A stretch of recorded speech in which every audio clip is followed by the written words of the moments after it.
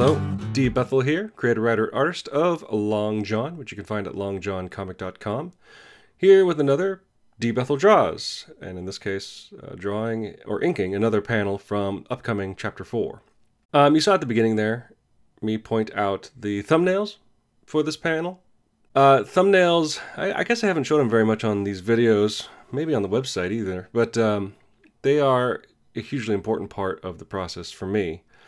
And probably the stage of the process that is most infuriating and most time consuming, because it's at that stage that I most second guess myself, where it's because every choice per panel is where it could go wrong. And I'm always going like, is this the right panel size? Is this the right panel that should go here? Is this the right number of panels for the page? Within the panel, is this the right angle? Is this going to frame the dialogue properly or clearly? It's just aggravating and frightening in every step of the way. So the point, I guess the good point is that when it actually gets to moving from thumbnails to the page, it gets a little bit easier. But it is definitely the most aggravating portion of the process.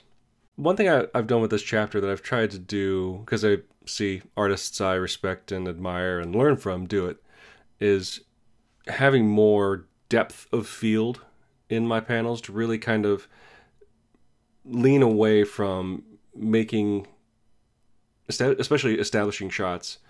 But most panels, I would say, look like kind of photographed stage plays. One of the people I think of the most is like Greg Capullo does this brilliantly, is actually kind of making sure things are in the foreground. Try to plan out the room that your scene is taking place in, and going, what would be in the way? And it's okay for things to get in the way, especially since this is one panel of one page of this one scene. People don't have to see every single detail. In fact, it makes it more believable when you see, in this case, a corner of a chair sticking out in front of you. It actually makes the scene a bit more intimate, if not voyeuristic, but, you know, we'll just let someone else analyze that aspect of it, I guess.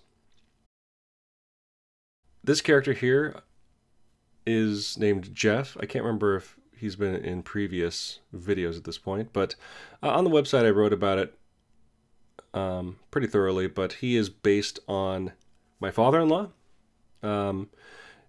And it's become, I think I did talk about this, but I'll go through it again. It's become kind of bittersweet because he's such a character and interesting guy that he was sort of a cartoon character in his own right. And I decided to have a character named Jeff. His name was Jeff as well, but we spelled it differently. I wanted a character based sort of on him. It wasn't just to shoehorn him in. I knew that there was going to be this sort of friend character that popped up in this chapter. I'm like, oh, this would be a great place for Jeff. And I designed him years ago, just because I was so pleased by the idea of trying to make my wife's father into a character from a Western. And I could just see it so clearly in my head. And so I actually did the original drawing back in 2015. And it's just kind of sat there waiting for me to find a place to put him ever since. And luckily, Chapter 4, which is kind of a muted chapter, is a perfect place to bring him in and actually have him make a profound impact on Long John. And sadly, earlier this year, my father-in-law passed away. And so right before I started drawing this chapter, and so it became a very therapeutic experience. While also really helping me focus on the character and who he was. And I really love the character. And I won't say anymore because I could get into spoiler territory. But of all the panels I've drawn so far, this is the first one that my wife looked at and was like, oh, okay, that looks like my dad. And that was very heartwarming. Because in all the panels, I did try to sort of evoke his personality, his posture, and his demeanor. And I guess I finally hit the nail on the head with this panel. And it's a great piece of character work and acting. Not to toot my own horn, I guess, but I really like how it turned out, I guess is what I'm saying. I surprised myself. Now, you saw me using some corrective whiteout ink there. I used two correction pens, if you will. One is a legitimate correction pen. It's called, and it's by a company called, well, it's by Pentel, but the pen itself is called a Presto Jumbo Correction Pen. And I've used that the longest, and it's great for making effects on the page, but also it's good at getting stuff out of the way, and it dries really, really quickly. Another pen I use, though not in this video, is much finer tipped and much more, I guess, artistic and ink-based. It's a Uniball Signo, and there's a rain scene later in this chapter where I used it, as well as the Presto.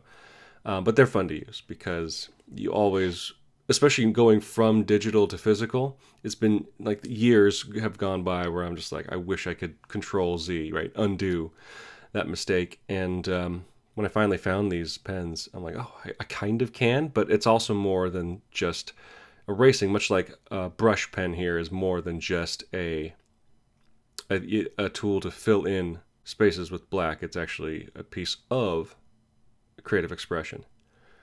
And so, yeah, there's lots of uses of those whiteout pens in this chapter. I talked about this before, but this is a good example of me practicing my rendering of different fabric types. In this case, I really wanted to give the impression that this is a black leather vest that he's wearing. And so having sort of that organic shapes highlight the shine, and what that does is gives his body additional volume and depth.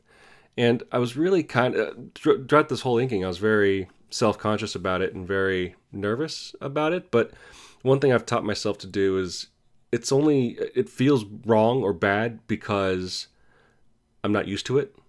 And so instead of erasing it, going in with my whiteout pen and just getting rid of all that black ink, which is what I wanted to do initially, is like, let's just leave it and see what it looks like by the end, right?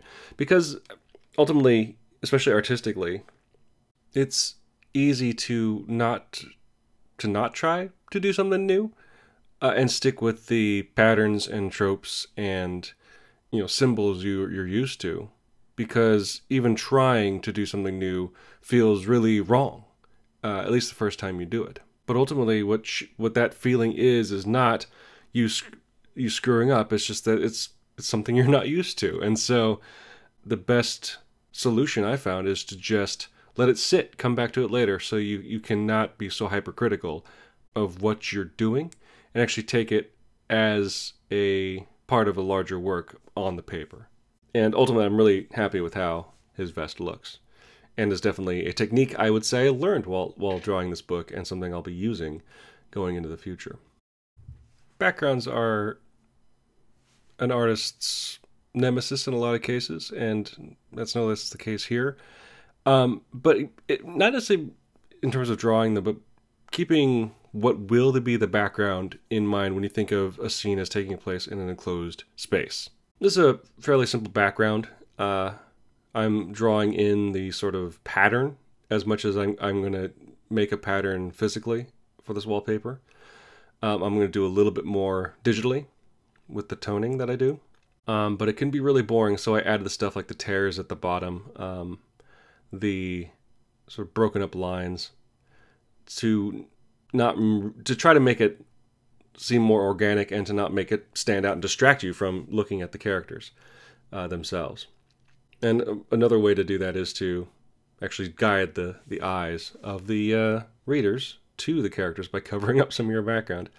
Now, this is really weird to see in fast motion, but this is a fun look at monotony. Doing this sort of hatch fills, I guess is the right word for it, something I've done since the first page of the comic, or I guess technically the second page, is mind-numbing. But I know it looks good at the end, and man, if you really want to know if your hand can get tired, do some of this for about 10 minutes. There is an art to it, though. It's something that took me a while to get comfortable with, and to figure out how to layer in darker lines, fatter lines to give it a sense of depth, so it doesn't just look like a bad fill-in job. So chapter 4 is well underway. I hope you enjoyed a look at this drawing, and we'll see you on the next one. Check it out, longjohncomic.com. I'm D. Bethel, and thank you for watching me draw.